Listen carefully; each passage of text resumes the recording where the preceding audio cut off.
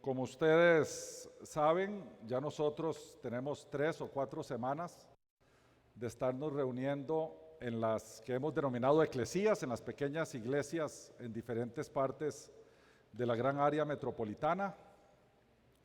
Pero aquí hay gente que viene por primera vez y además ha habido gente que me ha preguntado temas relacionados con la dinámica de las iglesias.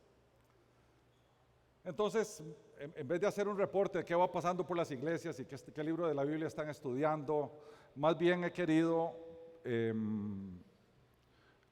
hablar un poquito del concepto que tenemos de iglesia. Las eclesías, ahí nos reunimos solamente los creyentes que están bautizados,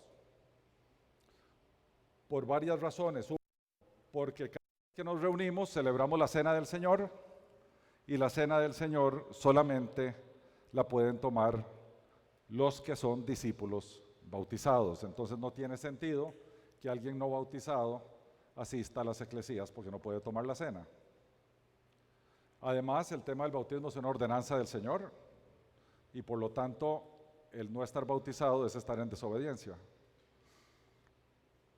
Lo segundo es que también las eclesías son solamente para creyentes con un compromiso muy elevado.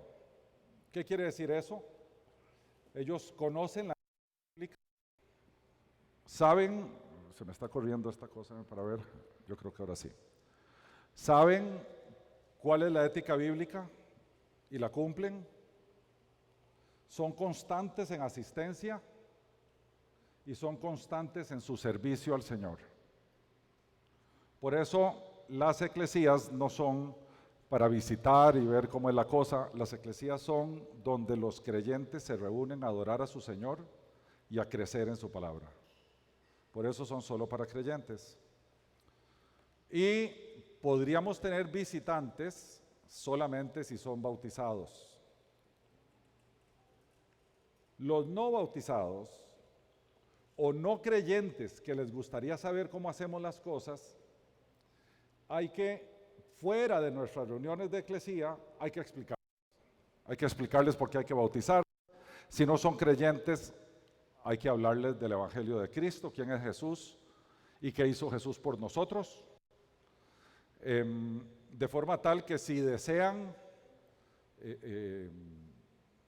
que Jesucristo sea su Señor en su vida, se bautizan y pueden formar parte de nuestras eclesías o de cualquier otra iglesia. Porque la nuestra es un poquito más, ¿qué podría decir? Bíblica, en términos de que nosotros solo tenemos la Biblia como nuestra norma de fe y conducta y nos apegamos a ella. Y Jesús es muy exigente. Jesús es sumamente exigente. Jesús no es, como alguien podría pensar, un señor alcahueta, ¿verdad? Recuerdo un famoso sermón de un pastor en Los Ángeles, Francis Chan, que le decía a su iglesia que si Jesús fuera pastor de esta iglesia, ustedes no se congregarían aquí.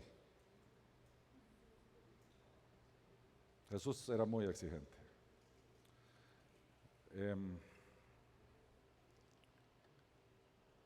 Y para los creyentes recién convertidos o no bautizados, hay que hacerles una explicación antes de entrar a la iglesia sobre esas cosas que ven ahí. A la izquierda están los que llamamos los pilares de la fe, y particularmente el primero y el segundo son sumamente importantes porque toda la fe cristiana reposa sobre esos dos: que Dios existe y que la Biblia es su palabra. Todo lo demás es pura exégesis, es pura interpretación de la Escritura. Pero hay que explicar la condición del hombre, la iniciativa de Dios, la entrega a Jesús como Señor, el cambio de vida que hay en el creyente, el crecimiento en la fe y el servicio. Y a la derecha tienen la declaración de fe nuestra, que básicamente es que la Biblia es nuestra norma de fe y conducta, creemos en la Trinidad. Estas son las doctrinas básicas: el Dios Padre, Jesús, el Espíritu Santo, la salvación, el creyente, cómo vive, la gloria de Dios, qué es la iglesia, cuáles son las dos ordenanzas. y los últimos eventos al final de los tiempos. Entonces ese es digamos, la doctrina básica que manejamos todos los que nos congregamos en una eclesía, que es absoluta y totalmente bíblica.